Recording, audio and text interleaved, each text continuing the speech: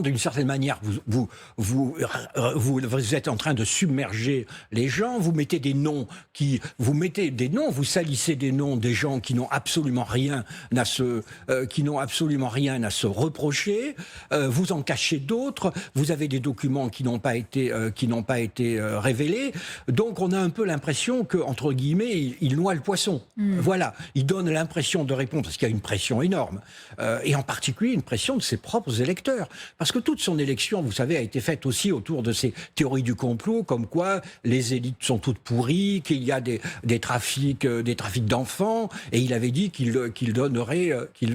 jetterait la lumière sur tout cela.